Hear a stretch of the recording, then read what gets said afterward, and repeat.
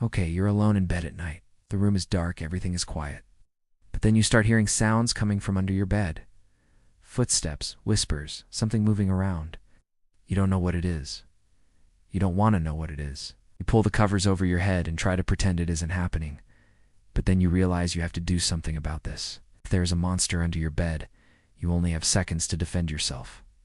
So you open up TikTok, search for videos like Monster Under Bed, watch for a few seconds, and then you're ready. You have the knowledge and skills necessary to defeat any monster lurking in the shadows. Yep, that makes sense. It's the same reason why 120 million people watch TikTok every single day.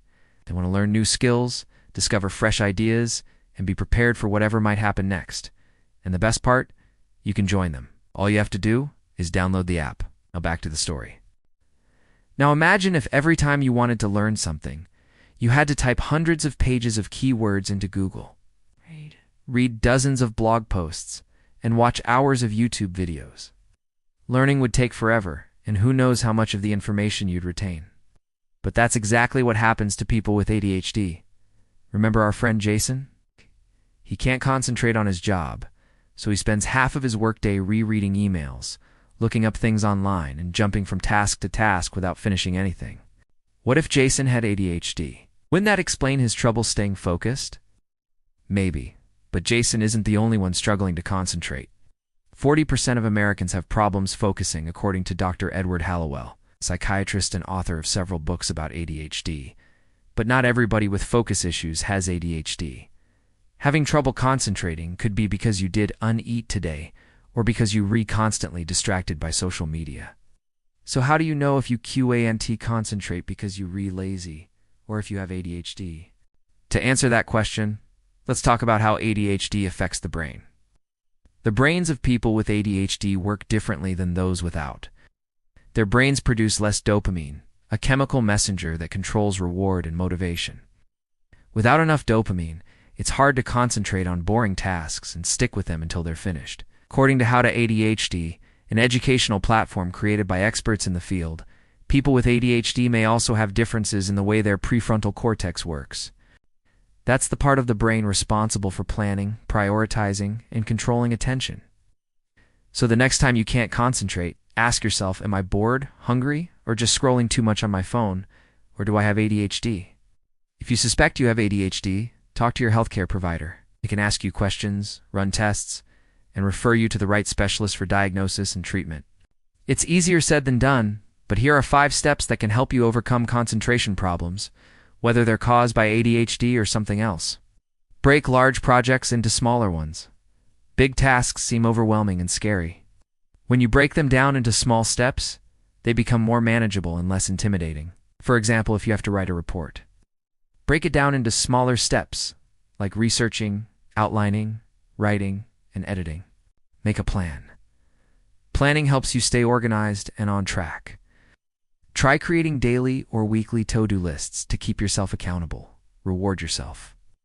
When you finish a task, reward yourself with a small treat, like a snack or a few minutes of screen time.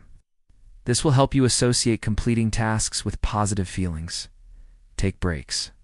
Taking short breaks can actually improve focus. They give your brain a chance to rest and recharge so you can come back to your work feeling refreshed. Set boundaries. Minimize distractions by setting boundaries. Let your family and friends know when you need quiet time to focus. Turn off your phone and social media notifications and close any unnecessary tabs or apps on your computer. Millions of people have difficulty concentrating, but that doesn't mean they're lazy or stupid. With the right mindset and strategies, you can overcome these challenges and achieve your goals.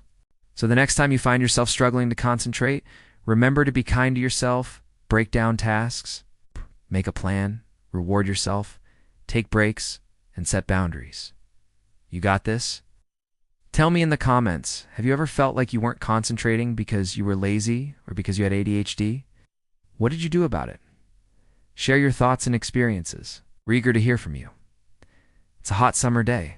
You're wearing your favorite outfit, feeling confident and ready to take on the world. But then you start to notice something strange. If your armpits are wet, you quickly try to hide it, hoping nobody noticed. But then it happens again. You're in an important meeting, trying to make a good impression. but then boom, you sweat again. This keeps happening, ruining your clothes and making you feel embarrassed. You go to the doctor to find out what's going on, and they tell you the shocking news.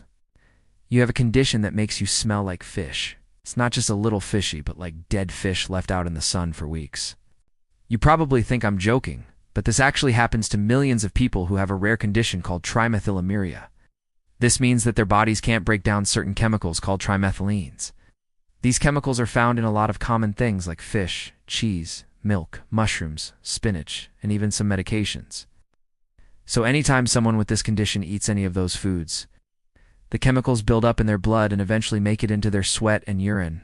It's where the fish smell comes in. But it's not just the smell.